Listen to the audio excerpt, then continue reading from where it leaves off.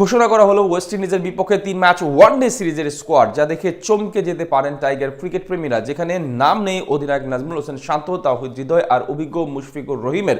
দলে ফিরেছেন আফিফের সাথে তরুণ পারভেজ হোসেন ইমন। স্কোয়াডে আছে আরও বেশ কয়েকটা চমক। বিরতি দিয়ে সাদা বলে প্রত্যাবর্তন করলেন লিটন কুমার দাস, পাশাপাশি আছেন অভিজ্ঞ মাহমুদুল্লাহ রিয়াদও।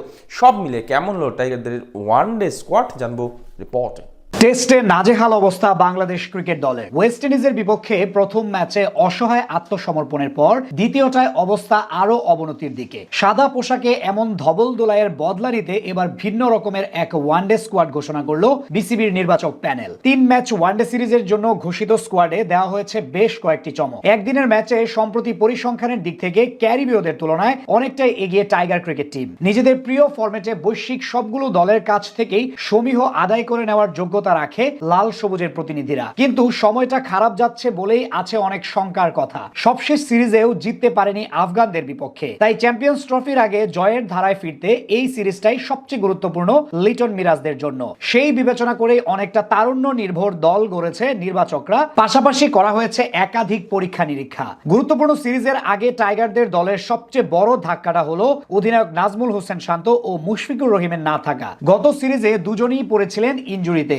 যার সুবাদে ওয়েস্ট ইন্ডিজের বিপক্ষে নেই তাদের নাম। এদিকে স্বস্তির খবর হলো দীর্ঘদিন পর রঙিন পোশাকে ফিরছেন লিটন কুমার দাস। আফগানিস্তানের বিপক্ষে সিরিজে না থাকলেও ক্যারিবীয় দ্বীপপুঞ্জে প্রত্যাবর্তন করবেন তিনি। এদিকে শান্তর অনুপস্থিতিতে প্রথমবারের মতো পূর্ণাঙ্গ ওয়ানডে সিরিজে অধিনায়কত্বের দায়িত্ব পালন করবেন অলরাউন্ডার মেহেদী হাসান মিরাজ। দলে নেই তাওহিদ হৃদয়। জানা গেছে অনুশীলনের সময় চোটে পড়েছেন এই মিডল অর্ডার ব্যাটার। এদিকে পূর্ব ঘোষণা অনুযায়ী মানসিক অবস্থা ও বাহ্যিক কারণে দলে জায়গা পাননি সাকিব আল হাসান। প্রায় 1 বছর পর দলে ফিরেছেন আফিফ হোসেন। বাহাতি এই ব্যাটিং অলরাউন্ডার সর্বশেষ খেলেছিলেন 2023 সালের ডিসেম্বরে নিউজিল্যান্ডের বিপক্ষে। তবে চমকে যাওয়ার মতো ঘটনা হলো আফগানদের বিপক্ষে মাত্র 1 ম্যাচ খেলেই বাদ পড়েছেন জাকির হাসান। যদিও টেস্টে বেশ লম্বা সময় ধরে অফ ফর্ম কাটাচ্ছেন তিনি। তার জায়গায় ডাক পেয়েছেন আরেক বাহাতি ব্যাটার পারভেজ হোসেন ইমন। আন্তর্জাতিক ওয়ানডেতে অভিষেক হওয়ার অপেক্ষায় এই ওপেনার। তাদের ছাড়া দলে জায়গা করে নিয়েছেন ফিনিশার জাকের আলী অনিক, অভিজ্ঞ মাহমুদুল্লাহ রিয়াদের সাথে লেগ স্পিনার রিশাদ হোসেন। টানা ব্যর্থ হওয়া সত্ত্বেও